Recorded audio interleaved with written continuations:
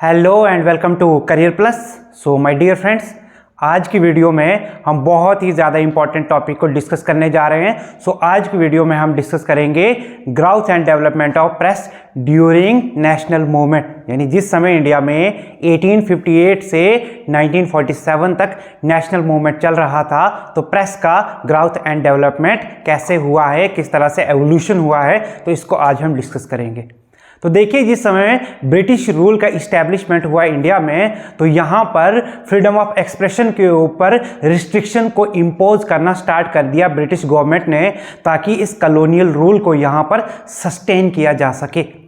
और 19वीं सेंचुरी के स्टार्टिंग से ही हमें देखने को मिलेगा कि जो भी न्यूज़पेपर्स और जर्नल्स हमारे लीडर्स और रिफॉर्मर्स के द्वारा पब्लिश किए जा रहे थे, उनके ऊपर रिस्ट्रिक्शंस लगाएगी ब्रिटिश गवर्नमेंट। तो हमारे जो नेशनल लीडर्स और रिफॉर्मर्स थे, जिनमें राजा राम मोहन रॉय, जिन्हें कि हमने एक अलग से सोशियो रिलीजियस रिफॉर्म मूवमेंट्स की वीडियो में डिस्कस किया था, और उनके द्वारा पब्लिश किया गया मिरातुर अकबर, उसको भी हमने डिस्कस किया था। तो देखिए, सबसे पहले ब्रिटिश ऑफिसर जिन्होंने इन रिस्ट्रिक्शंस को एलिमिनेट किया, तो फर्स्ट ऑफिसर थे, वो थे चार्ल्स मेटकाल्फ। तो चार्ल्स मेटकाल्फ को आज हम डिस्कस करेंगे। He remained the governor general of India from the year 1835 to 1836। Lord William Bentinck के बाद में ये रहे governor general of India. Bharat के गवर्नर जनरल के रूप में अपॉइंट करके इनको भेजा गया चार्ल्स मेटकाल्फ को। चार्ल्स मेटकाल्फ जब इंडिया आएंगे, तो इन्होंने क्या किया, जो भी पब्लिकेशन की एक्टिविटीज़ थी उनके ऊपर से रिस्ट्रिक्शंस को हटा दिया, और इंडिया में ये पॉपुलर हुए as the liberator of Indian press. तो देखिए what he did, he began to eliminate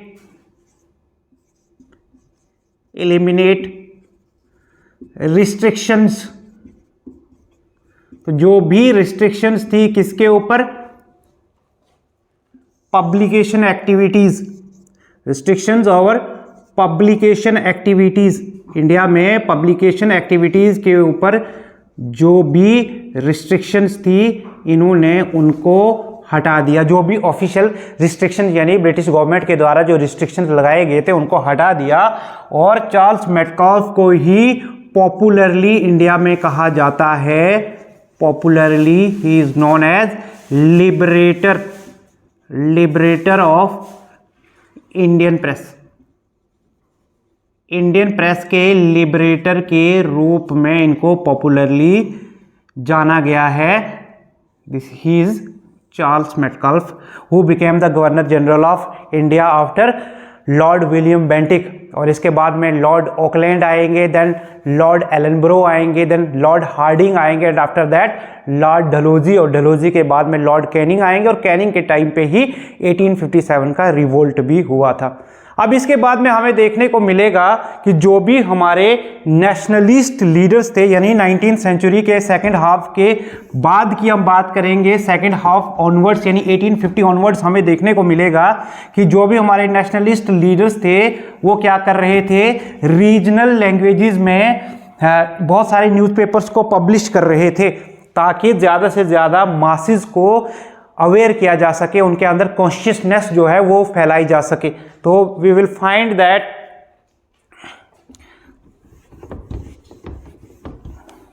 bye the second half of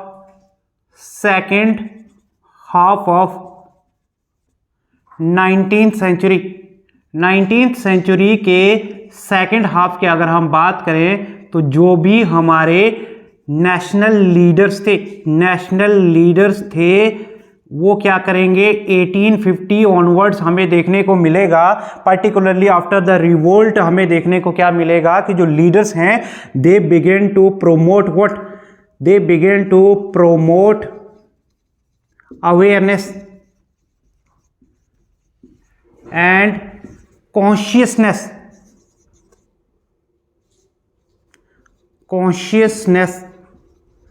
among the Indian masses. Bharat के लोगों में क्या फैला रहे थे, ये भारत के लोगों में अवेयरनेस और कॉन्शियसनेस कि किस तरह से ब्रिटिशर्स हमें एक्सप्लॉइट कर रहे हैं, वो चाहे पॉलिटिकली हो, इकोनॉमिकली हो, ठीक है। तो वो सारी चीज़ों के लिए उनको प्रमोशन कर रहे थे, अवेयरनेस और कॉन्शियसनेस लोगों में फैला रहे थे जो भी लीडर्स। तो हमें देखने को मिलेगा कि इनका मीडियम क्या था, through the medium of regional newspapers. Regional newspapers के मीडियम से, यानी डिफरेंट जगह पर डिफरेंट लैंग्वेज में न्यूज़पेपर को पब्लिश करके लोगों में अवेयरनेस फैला रहे थे हमारे लीडर्स। इसकी वजह से हमें और यहीं से हमें देखने को मिलेगा कि ब्रिटिश गवर्नमेंट जो है इनसिक्योर हो जाती है। और इस समय जो गवर्नर जनरल थे वो थे लॉर्ड लीटन। तो लॉर्ड लीटन यहाँ पर प्रेस के ऊपर रिस्ट्रिक्शंस इम्पोज करेंगे और यहाँ पर हमें देखने को मिलेगा कि उनके द्वारा एक एक्ट पास किया जाएगा, that was vernacular press act in 1878। तो लॉर्ड लीटन के बारे में हम बात करेंगे। Governor general was Lord Lytton. Lord Lytton जो कि 1876 से लेकर के 1880 तक गवर्नर जनरल रहेंगे इंडिया के, या जिन्हें आप वाइस रॉय भी कह सकते हो। 1858 ऑनवर्ड्स गवर्नर जनरल को वाइस रॉय भी कहा जाता है। That means vice Roy means direct representative of British crown, वो बनता है वो। तो यहाँ पे देखिए लॉर्ड लीटन यहाँ पर एक इंपॉर्टेंट कानून पास करेंगे, that was vernacular press act. Lord Lytton जो इंडिया में रहे 1876 से लेकर के 1880 तक, and he was one of the most unpopular viceroys और the governor generals in India. तो इनके बारे में आपको जानना है, he was one of the most unpopular governor general and he passed vernacular press act in 1878।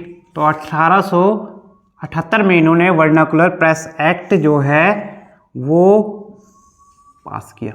और इस कानून के तहत इन्होंने क्या कहा कि कोई भी पब्लिशिंग हाउस जो होगा उसे अपने द्वारा कोई भी न्यूज़पेपर या जर्नल मतलब पब्लिश करने के लिए क्या करना पड़ेगा, डिस्ट्रिक्ट मजिस्ट्रेट की परमिशन लेनी पड़ेगी, लाइसेंस लेना पड़ेगा। सो एनी पब्लिशिंग हाउस, कोई भी पब्लिशिंग हाउस चाहे वो न्यूज़पेपर या जर्नल कुछ भी इस मतलब पब्लिश कर रहा हो, तो इसको क्या करना पड़ेगा, इसको एक्वायर करना पड़ेगा लाइसेंस। और ये लाइसेंस किससे लेंगे, लाइसेंस लेंगे डिस्ट्रिक्ट मैजिस्ट्रेट से, डीएम से, डिस्ट्रिक्ट मैजिस्ट्रेट से लाइसेंस लेंगे। और जो भी आर्टिकल्स इन्हें छापने होंगे, उन आर्टिकल्स को छापने से पहले they have to submit this articles to the censor board. तो ये क्या करेंगे, ये पब्लिशिंग हाउस को जो भी आर्टिकल्स जो हैं अपने पब्लिश करने हैं, articles to be published were to be submitted before the censor board. तो सेंसर बोर्ड को सबमिट करने हैं ये, और सेंसर बोर्ड यहाँ पर इंश्योर करेगा कि nothing creating disaffection against the British government should be published. तो सेंसर बोर्ड क्या करेगा कि नथिंग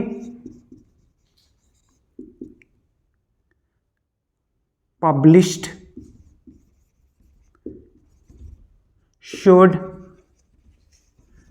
क्रिएट डिसअफेक्शन। तो ब्रिटिश गवर्नमेंट के खिलाफ में कुछ ना हो इन न्यूज़पेपर्स में, ये इंश्योर करेगा ये सेंसर बोर्ड। और अगर किसी पब्लिशिंग हाउस ने ऐसा किया कि उसने कोई ऐसा आर्टिकल छाप लिया कि जो सेंसर बोर्ड को उन्होंने सबमिट किया नहीं है और बाद में वो आर्टिकल सेडिशियस इन नेचर हुआ, यानी ब्रिटिश गवर्नमेंट के खिलाफ में हुआ, तो ऐसे में उस पब्लिशिंग हाउस के बैन कर दिया जाएगा, उसके ऊपर बैन लगा दिया जाएगा और उसके पब्लिशिंग इक्विपमेंट्स जो हैं वो कॉन्फिस्केट कर दिए जाएंगे। और यहीं पे कहा गया था कि जिस समय आपको लाइसेंस लेना है, लाइसेंस लेने के लिए आपको एक मिनिमम सिक्योरिटी अमाउंट भी डिपॉजिट करना है। मिनिमम सिक्योरिटी अमाउंट डिपॉजिट करना है किसके पास में? डीएम के पास में। कहा गया था कि किसी भी पब्लिशिंग हाउस को कोई भी जर्नल, न्यूज़पेपर कुछ भी पब्लिश करना है तो उन्हें लाइसेंस लेना पड़ेगा। लाइसेंस डीएम से, डिस्ट्रिक्ट मजिस्ट्रेट से लेंगे और ये लाइसेंस के समय वो एक मिनिमम सिक्योरिटी अमाउंट डिपॉजिट कर देंगे डीएम के पास में। और उसके बाद में जो भी आर्टिकल्स उन्हें छापने होंगे वो सेंसर बोर्ड के पास में जाएंगे और सेंसर बोर्ड ये इंश्योर करेगा कि कुछ भी ऐसा नहीं लिखा जाएगा जो कि ब्रिटिश गवर्नमेंट के खिलाफ हो, जो डिसअफेक्शन जो है वो फैलाता हो। डिसअफेक्शन है ये, डिसअफेक्शन, ठीक है। तो डिसअफेक्शन फैलाता हो, ऐसा कुछ भी नहीं होना चाहिए। और अगर ऐसा हुआ कि कोई भी आर्टिकल सेंसर बोर्ड को सबमिट किए बिना ही छापा गया और उसमें ब्रिटिश गवर्नमेंट के खिलाफ में कुछ लिखा गया, सेडिशियस इन नेचर हुआ, तो ऐसे में कहा कि ये जो सिक्योरिटी अमाउंट है ये कॉन्फिस्केट कर दिया जाएगा, जब्त कर दिया जाएगा डीएम के द्वारा। कॉन्फिस्केट करके साथ में जो पब्लिशिंग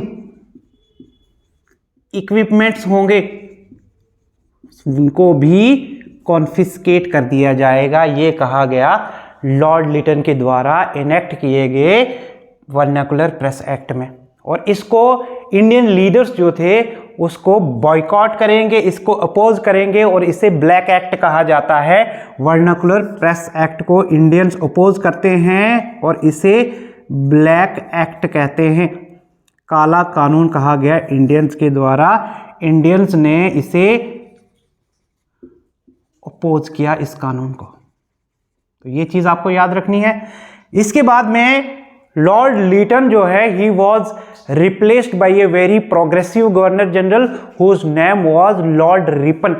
तो देखिए लॉर्ड रिपन आएंगे 1880 में और लॉर्ड रिपन 1880 से लेकर के 1884 तक रहेंगे एज नेक्स्ट वाइसरॉय और governor general of India.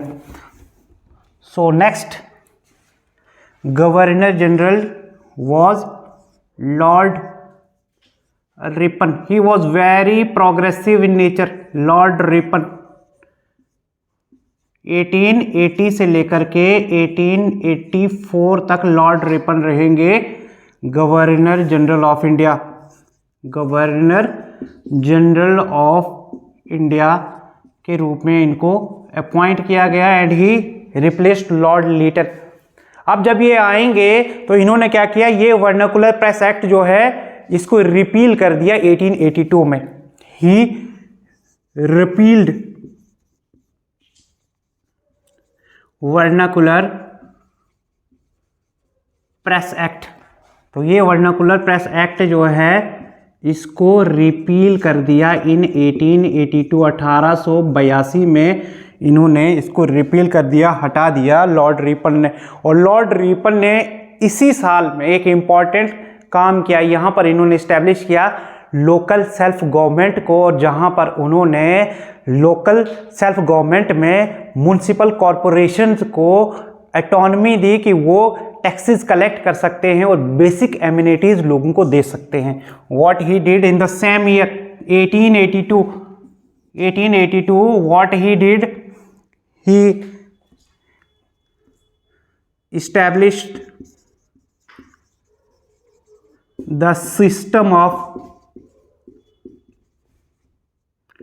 local self government in India, self government in India इसको इस्टेब्लिश किया, thereby giving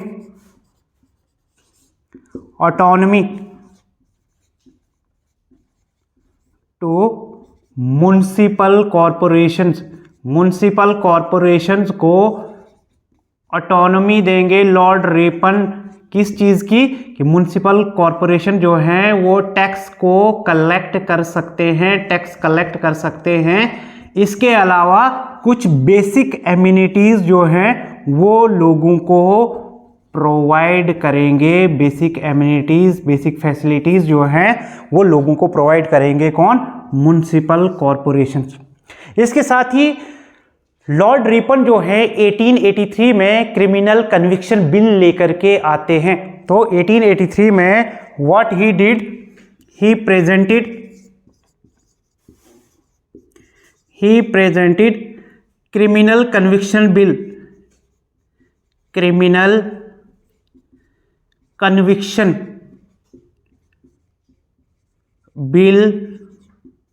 इन 1883। बहुत इंपॉर्टेंट है ये भी, क्रिमिनल कन्विक्शन बिल जो इन्होंने प्रेजेंट किया। इसे पॉपुलरली क्रिमिनल कन्विक्शन बिल को कहा जाता है इल्बर्ट बिल।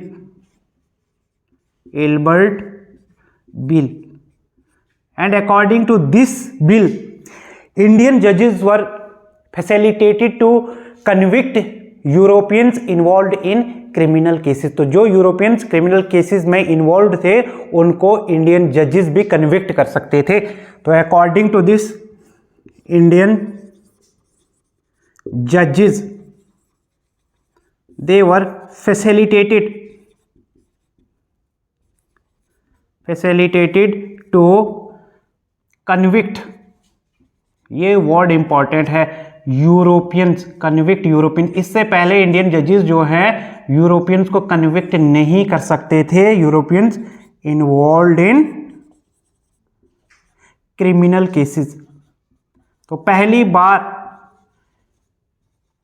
इंडियन जजेस को ये पावर दी गई कि वो यूरोपियंस जो क्रिमिनल केसेस में इन्वॉल्व हैं उनको कन्विक्ट कर सके, उनको दोषी, ठीक है, करार दे सके और उनको सजा दे सके। ये पहली बार किया गया। लेकिन ब्रिटिश मेंबर्स ने इस बिल को अपोज कर दिया, इल्बर्ट बिल को, ठीक है। और क्योंकि वो नहीं चाहते थे कि इंडियन ओरिजिन के जजेस उनको कन्विक्ट करें, इसलिए अपनी ओपोजिशन दिखाने के लिए लॉर्ड रिपन ने यहां पर क्या किया, 1884 में उन्होंने रिजाइन कर दिया। ही रिजाइंड इन 1884। और रिजाइन करने का कारण क्या था? रिजाइन करने का कारण था Ilbert bill controversy. Ilbert bill के ऊपर जो कंट्रोवर्सी, जहां पर उन्होंने कहा कि इंडियन जजेस भी यूरोपियंस को कन्विक्ट कर सकते हैं जो क्रिमिनल केसेस में इन्वॉल्व रहेंगे। जब ब्रिटिश मेंबर्स ने इस चीज़ को एक्सेप्ट नहीं किया, उन्होंने अपोज करना स्टार्ट कर दिया वाइस रॉय को, तो वाइस रॉय ने अपोजिशन करते हुए इस चीज़ का रिजाइन कर दिया और वो वापस चले गए। And he was replaced by Lord Dufferin. और लॉर्ड डफरिन के समय ही इंडियन नेशनल कांग्रेस का इस्टेब्लिशमेंट हुआ, ठीक है। तो नेक्स्ट थिंग देखिए, इसके बाद में क्या होता है। अब हम बात करेंगे कि जिस समय 20th सेंचुरी स्टार्ट होती है तो उस समय बहुत ज़्यादा मास अवेयरनेस हो चुका था इंडिया में। और ये सब हुआ किसके कारण? जो भी न्यूज़पेपर्स और जर्नल्स लोगों के द्वारा पब्लिश किए गए थे, ठीक है। सो हम डिस्कस करेंगे नेक्स्ट चीज़। तो यहाँ पर हम बात करते हैं कि 20th सेंचुरी की स्टार्ट की अगर हम बात करें तो यहाँ पर हमें देखने को मिलेगा कि इंडिया में बहुत ज़्यादा मास अवेयरनेस हो चुकी है। लोग जो हैं बहुत ज़्यादा जागरूक हो चुके थे। ये सब किस कारण से हुआ था? जो भी न्यूज़पेपर्स और जर्नल्स इंडिया में क्या किए जा रहे थे, पब्लिश किए जा रहे थे, इस कारण से। और इसी वजह से स्वदेशी और बाइकॉट मूवमेंट में ब्रिटिशर्स को जो झटका लगता है, उसके बाद में वो 1908 में एक नया कानून लेकर के आते हैं, ठीक है। तो 1908 में ब्रिटिश गवर्नमेंट क्या करती है? ब्रिटिश गवर्नमेंट लाती है न्यूज़पेपर्स इंसाइटमेंट टू ऑफेंसेस, यानी न्यूज़पेपर्स के भड़काने से जो ऑफेंसेस होंगे, offences act. And this was enforced in the year 1908। 1908 में लाया गया newspaper incitement to offences act, ठीक है। और यहाँ पर रिस्ट्रिक्शंस लगाई जाएंगी इंडियन प्रेस के ऊपर। इसके बाद में this was followed by Indian press act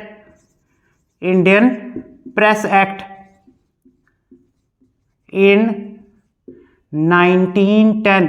तो 1910 में आएगा इंडियन प्रेस एक्ट। तो दोनों के अकॉर्डिंग क्या किया जा रहा था कि इंडियन प्रेस के ऊपर रिस्ट्रिक्शंस लगाए जा रहे थे। दैट मीन्स कि under the provisions of these two acts, इनके अकॉर्डिंग क्या कहा जा रहा था कि anything promoting disaffection against the British rule, all those articles would be opposed and the publication of these horses must be what stopped। तो इन दो कानूनों के जरिए ब्रिटिश गवर्नमेंट ने किया क्या, according to the provisions of these two acts, anything published या any article published against British government के खिलाफ में अगर कोई भी आर्टिकल पब्लिश किया गया, then that article must be what opposed by the British government, opposed, and साथ में and the publication of those articles must be stopped. जो पब्लिशिंग हाउस ऐसा करेगा उसके पब्लिकेशन के लाइसेंस को, ठीक है, रद्द कर दिया जाएगा, ये पब्लिकेशन नहीं कर सकता। तो ये चीज़ हमें देखने को मिलेगी इस समय जब 1908 में स्वदेशी एंड बाइकॉट मूवमेंट 1905 से 1908 तक चलती है। उस समय एक्सट्रीमिस्ट ने ये जो पावरफुल मूवमेंट चलाया तो उसके कारण newspaper incitement to offences act लगाया गया और साथ में इंडियन प्रेस एक्ट, जो कहते हैं कि कोई भी ऐसा आर्टिकल जो ब्रिटिश गवर्नमेंट के खिलाफ में होगा उस आर्टिकल को क्या किया जाएगा, अपोज किया जाएगा और पब्लिकेशन रोक दी जाएगी, ऐसा कहा गया ब्रिटिश गवर्नमेंट के द्वारा। अब देखिए नेक्स्ट थिंग, ऐसे में इंडियन लीडर्स जो हैं वो स्ट्रांगली अपोज करेंगे ब्रिटिश गवर्नमेंट के इस मेजर को, और इंडियन लीडर्स के कलेक्टिव प्रेशर के चलते पहली बार इंडिया में प्रेस कमीशन बनाया गया। तो 1921 में प्रेस कमीशन को इस्टेब्लिश किया गया। Press commission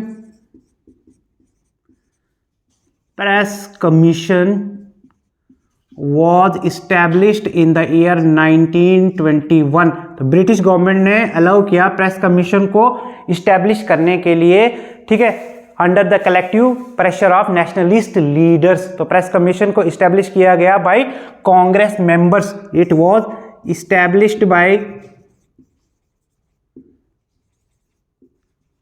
Indian National Congress members, और 2 मेंबर्स थे, 2 INC members, remember 2 INC members, और 2 मेंबर्स थे इंडियन नेशनल कांग्रेस के। कौन कौन? एक आपको देखने को मिलेंगे sir Tej Bahadur Sapru,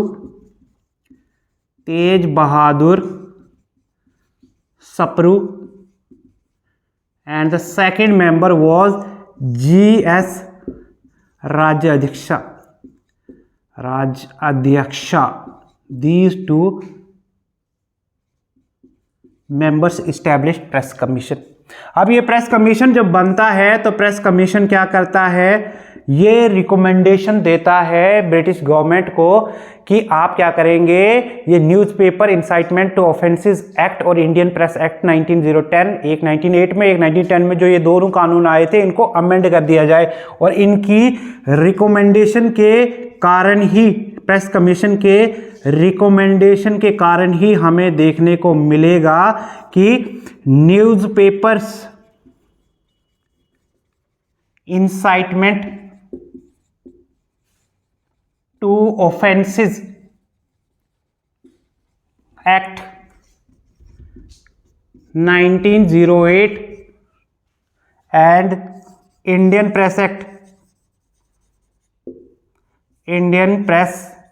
act 1910, these 2 were amended. इन दोनों कानूनों को अमेंड कर दिया गया, ठीक है।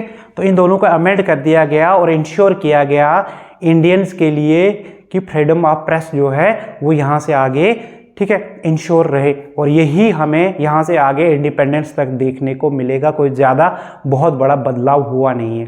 तो आज की क्लास में हमने डिस्कस किया कि किस तरह से प्रेस का ग्रोथ एंड डेवलपमेंट हुआ है नेशनल मूवमेंट के दौरान। आई होप आप लोगों को ये वीडियो बहुत अच्छी लगी होगी। अगर आपको ये वीडियो पसंद आई तो कमेंट बॉक्स में आप अपनी राय हमें दे सकते हैं। Thank you very much. मिलते हैं एक और इंटरेस्टिंग वीडियो में, ठीक है। Thank you very much. See you in the next video.